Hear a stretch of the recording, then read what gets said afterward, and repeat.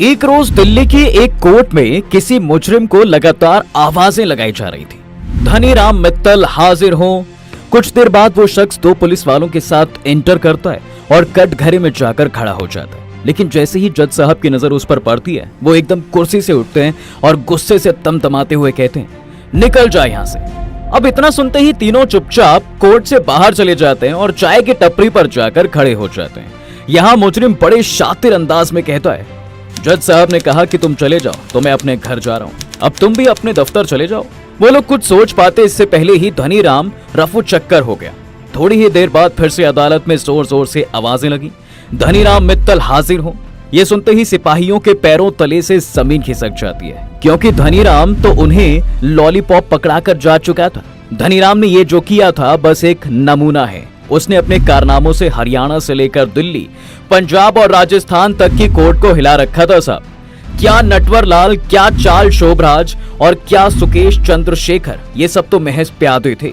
इस शतरंज का असल बादशाह तो धनीराम था, जो जज बनकर 40 दिन तक अपने ही केस की सुनवाई करता रहा। लेकिन कैसे? आज जानेंगे हम दुनिया के सबसे शातिर चोर की कहानी। बने रहिए एंड तक हमारे साथ।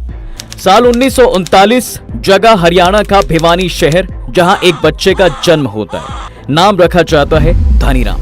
पूरा परिवार पढ़ा लिखा था, इसलिए धनीराम भी पढ़ने लिखने में काफी इंटेलिजेंट था। वो शुरू से ही सरकारी नौकरी के सपने देखा करता था, लेकिन इससे पहले वो आईएएस या फिर आईपीएस बन पाता, वो ठगी और चोरी की दलदल में फंसता चला गया, जिसकी शुरुआत होती है 1964 से।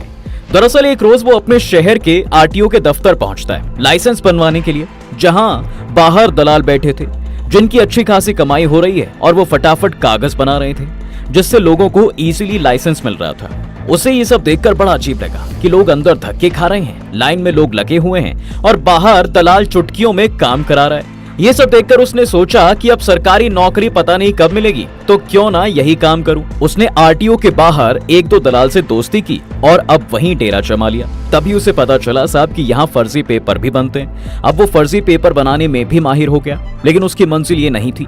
4 साल में ही उसका इस काम से जी भर गया। उसने फिर से नौकरी ढूंढना शुरू की। तभी उसे अखबार में एक ऐड दिखी। एक्चुअली रेलवे में कुछ नई भर्तियां निकली थी और वो भर्तियां थी स्टेशन मास्टर की।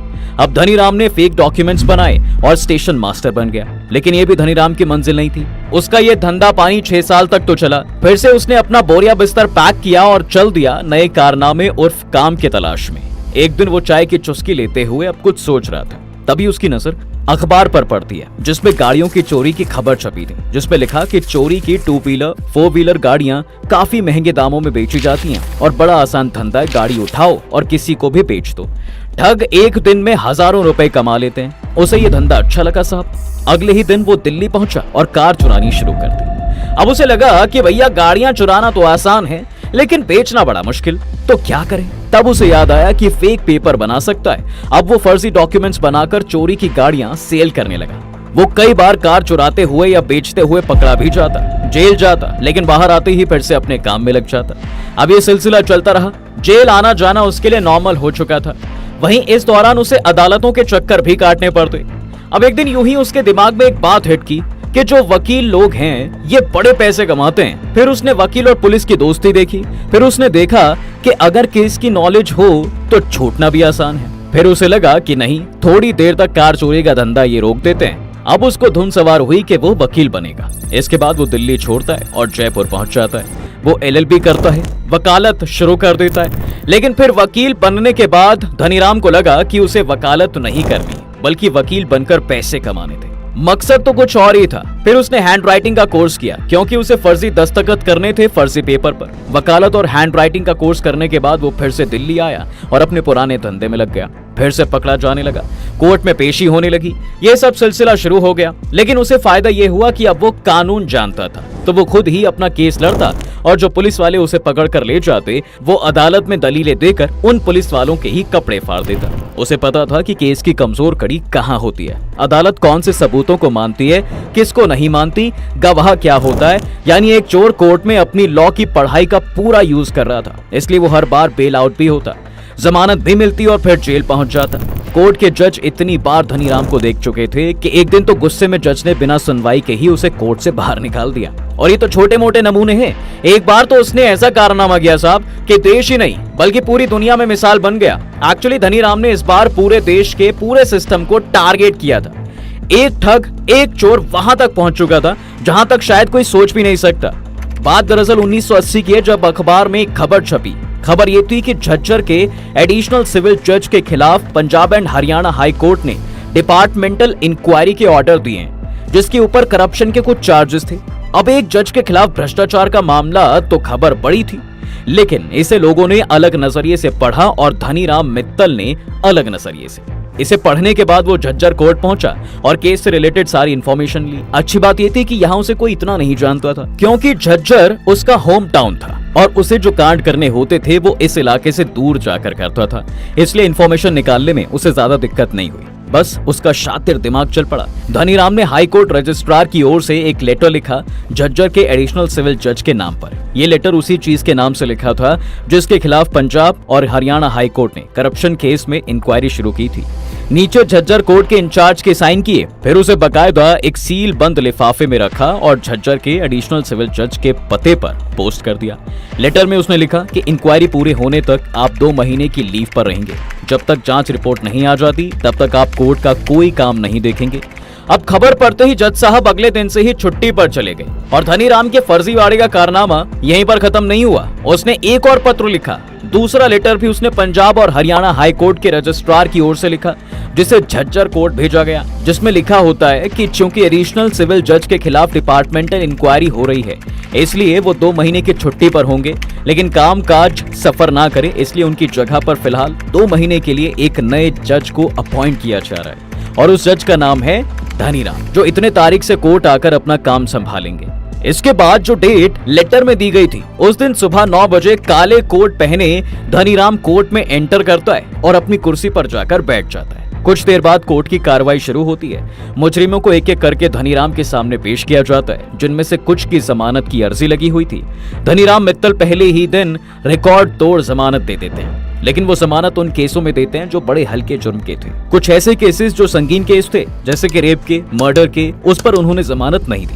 पहले दिन की कार्रवाई खत्म हुई साहब, तो अदालत का सारा स्टाफ हैरान था कि एक दिन में इतनी जमानत। फिर उन्हें लगा कि जज साहब का मूड अच्छा होगा या जज साहब ज्यादा अच्छे इंसान होंगे। खैर ये सिलसिला चलता रहा। अगले दिन फिर से कोर्ट की कार्रवाई शुरू की। धनीराम ठीक 9 बजे आते और 5 बजे तक अदालत में बैठते, फैसला सुनाते और चले जाते। पूरे कोर्ट में नए जज के फैसलों की चर्चा होने लगी थी। वकील को भी ताज्जुब होने लगा कि जज साहब अचानक इतने अच्छे क्यों हो गए। फटाफट बिना रुके बेल दिए जा रहे हैं। मुजरिम भी उनसे सिंपैथी रखने लगे। जेल में अपराधियों के बीच चर्चा होने लगी कि जज साहब तो बड़े अच्छे हैं। धनीराम को कानून की नॉलेज थी, इसलिए वो विवादों से बचते रहे। यही वजह है कि उन्होंने जो फैसले दिए उसमें कुछ फैसले पूरी तरह से सही भी निकले। वहीं वो खुद 94 बार अरेस्ट हुआ, सैकड़ों बार अदालत में पेश हुआ है, तो उसे कोर्ट के कामकाज के बारे में अच्छा खासा तजुर्बा भी था। तो उसने अपने बिहेवियर से कभी ये जाहिर नहीं होने दिया कि वो अनाड़ी है। 40 दिनों तक धनीराम मित्तल झज्जर की कोर्ट में जज की कुर्सी पर बैठकर फैसला सुनाते रहे। हैरानी की बात तो ये थी कि इन 40 दिनों में उसने कुल 2470 लोगों को जमानत भी दे दी, जिससे लोगों को कुछ कुछ शक होने लगा। लोग आपस में बात करने लगे और जैसे ही ये बात धनीराम के कानों में पड़ी, वो गायब हो गया। दरअसल 41वें दिन कोर्ट की कार्रवाई शुरू हुई। वक्त बीतता गया, लेकिन आज धनीराम नहीं आया। अगले दिन भी ऐसे ही निकल गया। अब सबको डाउट होने लगा कि बिना इंफॉर्मेशन के जज साहब कहां गए। जांच शुरू हुई तो फिर Punjab and Haryana high court तक पहुंची, वहां के रजिस्ट्रार तक पहुंची, जहां बताया गया कि जो नए जज साहब आपने अपॉइंट किए थे वो गायब हैं, पता नहीं कहां गए। तो पता चला कि Punjab and Haryana high court के रजिस्ट्रार ने कभी कोई ऐसा लेटर भेजा ही नहीं था। लेकिन अब ये था कि वो 40 दिन कोर्ट में आए तो बहुत सारे लोग उसका चेहरा भी पहचान गए थे। अब ये खबर वहां के लोकल न्यूज़पेपर में छपी। तब न्यूज चैनल, टीवी या सोशल मीडिया कुछ नहीं था। जब ये खबर छपी तो फिर हंगामा मच गया कि क्या कैसे हो सकता है। तब भी दिल्ली पुलिस में हरियाणा के बहुत से लोग नौकरी करते थे। वो लोग अखबार में फोटो देखते ही तुरंत धनीराम को पहचान गए कि ये तो दिल्ली में बहुत सारे केसेस में प्रोक्लेम ऑफेंडर है, पीओ है और दिल्ली का सबसे बड़ा कार चोर है, बहुत बड़ा जालसाज है, ठग है। और अब ये बात पता चली तो फिर हरियाणा से लेकर पंजाब, दिल्ली और चंडीगढ़ तक में हंगामा मच गया साहब। अब चारों राज्यों की पुलिस सिर्फ एक आदमी के पीछे थी और वो आदमी था धनीराम। जो कई दिन की भागम भाग के बाद फिर से पकड़ा गया। लेकिन इस घटना ने धनीराम को इंटरनेशनल चोर बना दिया। अपराध की दुनिया में चार्ल्स शोभराज के बाद शायद ही कोई ऐसा शख्स हो जिसने चोर धनीराम मित्तल से ज्यादा नाम कमाया हो। चोरी की दुनिया में धनीराम मित्तल ने अकेले 1000 से ज्यादा व्हीकल चोरी किए और 94 बार गिरफ्तार हुआ। यही वजह है कि देश और दुनिया में धनीराम मित्तल को देश का सबसे बड़ा चोर माना जाता है।